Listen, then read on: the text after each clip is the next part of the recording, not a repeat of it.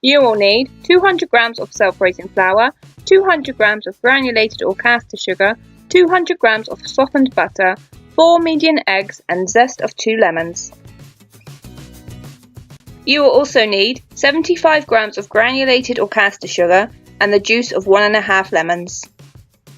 To begin, wash then grate your lemons. It's best to use your smallest grater for this. Be careful not to grate any of the bitter, white part of the lemon as it is not nice to eat.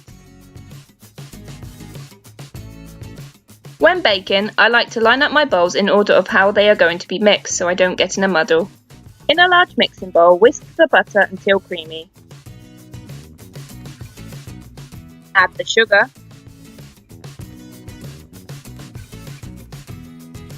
Mix in the eggs.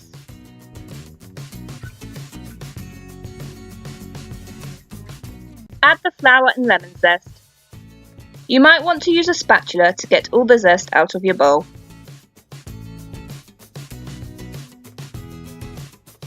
Whisk until all mixed and fluffy.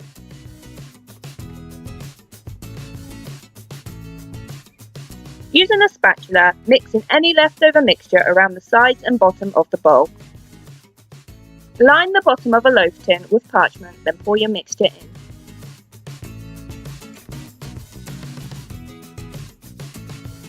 Clean off any spillages with a kitchen towel to save on having to do any extra scrubbing when cleaning up after baking. Then, bake in a 170°C preheated oven for 40 to 50 minutes or until a toothpick comes out clean. As this cake takes a while to cook, once the top starts browning, it's a good idea to cover the top with foil so it doesn't burn.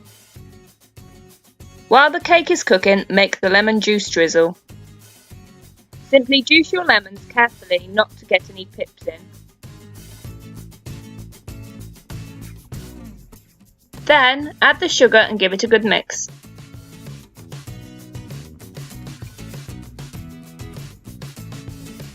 Once the cake is ready, take off the foil and prick the whole cake with a skewer. Then, while still hot, slowly spoon on the lemon juice, using as much or as little as you like, depending on how strong you want it. While the cake cools, the juice will soak in, leaving you with a lovely moist cake. Once cooled, consume within a few days for freshness. Thanks for watching.